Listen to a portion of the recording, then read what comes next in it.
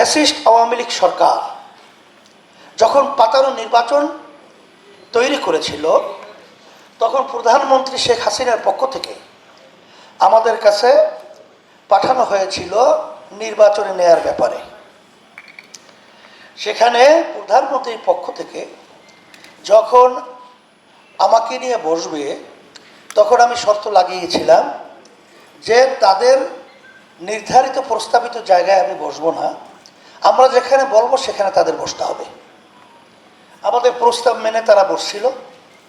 বসার পরে আমি দেখতেছিলাম যে তার কপালে নামাজের দাগ দেখা যায়। আমি প্রশ্ন করলাম যে আপনার কপালে তো নামাজের দাগ দেখছি, তাহলে তো মনে হয় আপনি নামাজ পড়েন। তখন সে বলতেছিল, হুজুর আমি 7 বছর বয়স থেকে আমি নামাজ পড়ি। কিভাবে? বলে, হুজুর আমি যদি নামাজ না পড়তাম, আমার মা আমার জন্য ঘরে ভাত পাক করতো না। আমার মাকে আমাকে নামাজি বানাবার জন্য চেষ্টা করেছে, সেই থেকেও যে আমি নামাজ পড়ি, নামাজ ছাড়ি না। তখন আমি বলতেছিলাম, তাহলে তো আপনার সঙ্গে কথা বলতে ভাই ভাই হিসেবে আমার সাহস বেড়েছে। কিন্তু যদি ওই ঢাবি নির্বাচনের বিশেষ সামনে যে আচরণকারী, ওদের সামনে কথা বলার কোনো পরিবেশ থাকে না। তখন আমি বলতেছিলাম যে আপনারা এই পাতানো নির্বাচনে প্রধানমন্ত্রীর পক্ষ থেকে আসছেন, আমাদেরকে সেখানে ঢুকাবেন, সিট দেবেন এবং এমপি বানাবেন, অনেক কিছু আমাদেরকে অফার দিয়েছেন। এবং সে বলতেছিল যে দায়িত্ব হুজুর আমি নেব, আপনাদের যেখানে যেখানে পদ থাকবে, মানে প্রার্থী থাকবে, তাকে এমপি হিসেবে বানিয়ে নেওয়ার দায়িত্ব আমি নেব। আমি একটা হাস দিয়ে বলছিলাম যে একটা কথা আপনাকে বলি, শোনেন, যে বর্তমান সরকার কোর্ট প্রেসক্রিপশনে চলে, ব্যাখ্যা আমি অত যাব না, আমাদের দেশে প্রেসক্রিপশন না। এই প্রেসক্রিপশন অন্য জায়গায় হয়, এখানে বাস্তবায়ন হয়। আপনি পরিষ্কার জেনে রাখেন, ইসলামী আন্দোলন বাংলাদেশ প্রতিষ্ঠিত হয়েছে 1987 সাল। অদ্যাবধি পর্যন্ত কোনো ফ্যাসিস্ট, কোনো চাঁদাবাজ, কোনো খুনি, কোনো মিথ্যুক জালেম, দেশের টাকা পাচারকারী, তাদের ক্ষমতায় যাওয়ার জন্য সহযোগী ইসলামী আন্দোলন বাংলাদেশ প্রতিষ্ঠা থেকে শুরু করে কখনো হয় নাই। সিঁড়ি হিসেবে ব্যবহার আমাদেরকে করবে, আর ক্ষমতার মস্তদে যাবে, এই দুর্নীতিবাজদের কখনোই সহযোগিতা আমরা ছিলাম না, এখন আমাদেরকে পাবেন না। এক পর্যায়ে বলতেছিলাম, যদি আমাদেরকে সরকার চাপ প্রয়োগের মাধ্যমে এর ভিতরে ঢুকিয়ে ফেলে, তাইলে এই দেশের পক্ষে, মানবতার পক্ষে, দেশের কল্যাণের পক্ষে কে কথা বলবে, কারা বলবে, সেরকম একটা আপনি দল বের করে দেন। তখন এক পর্যায়ে সে প্রশ্নের উত্তর না দিতে পেরে তখন বলছে, হুজুর আপনাদের অবস্থানটা আমরা বুঝেছি, প্রধানমন্ত্রীকে এইভাবেই বলবো।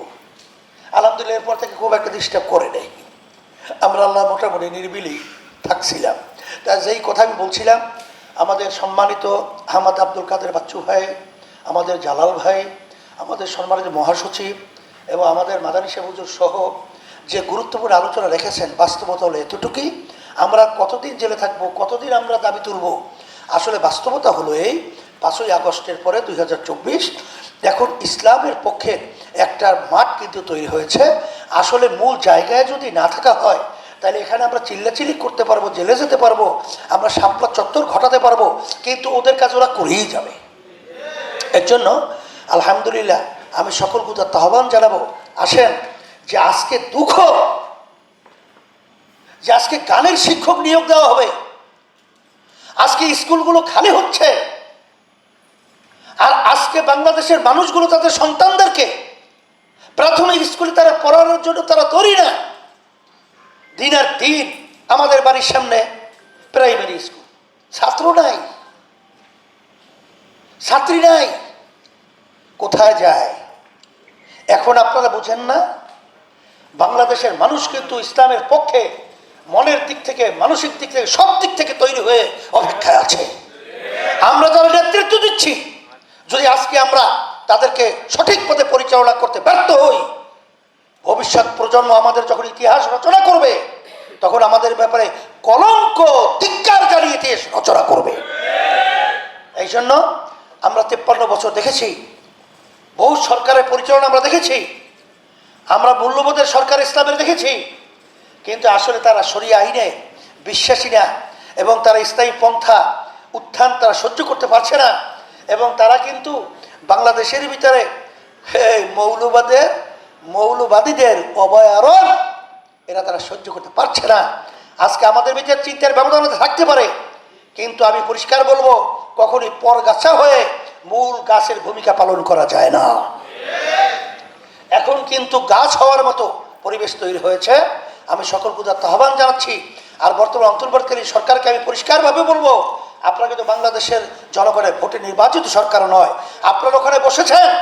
আমি প্রথম দিন ডক্টর ইউনূস সাহেবকে বলেছি যে আপনি যদি দেশ সুন্দর পরিচালনা করতে হয় তাহলে আপনার বিশেষ করে লক্ষ্য রাখতে হবে যে দেশের মধ্যে শতকরা 92 জনের মধ্যে মুসলমান বসবাস করে, আর এই মুসলমানদের নেতৃত্ব কিন্তু আসলে বাস্তবতা হলো সম্মানিত উলামায়ে কেরাম। আপনি কথা বলার ব্যাপারে তাদের ব্যাপারে সতর্ক অবস্থায় কথা বলবেন। প্রথম যেদিন আমার সঙ্গে দেখা হয়েছে সেদিনকে কিন্তু আমি কথাগুলো বলেছি। সেই হিসাবে আমি অন্তর্বর্তী সরকারকে বলবো যে পরিষ্কারভাবে আমরা বলছি ধর্মীয় শিক্ষা। ছোটবেলায় আমরা যখন পড়ছিলাম তখন হিন্দুদের শিক্ষক ছিল, আবার মুসলমানদের বাচ্চাদেরকে শিক্ষা দেওয়ার জন্য শিক্ষক ছিল, আমরা পড়েছি, আমরা দেখেছি। কিন্তু আপনি গানের শিক্ষক নিয়োগ দিবেন, কি শিক্ষা, কি করতে চান? এই টাকা তো আমরা কামাই করে ওখানে পাঠাই, আর সেই টাকা নিয়ে আমাদের বাচ্চাদেরকে বেয়াদব বানাবেন, উচ্ছৃঙ্খল বানাবেন, চরিত্রহীন বানাবেন। এটা কখনোই আমরা সহ্য করবো না। এর প্রতিবাদ করতে হবে এবং প্রাথমিক শিক্ষায় আমাদের ধর্মীয় শিক্ষক নিয়োগ দিতে হবে।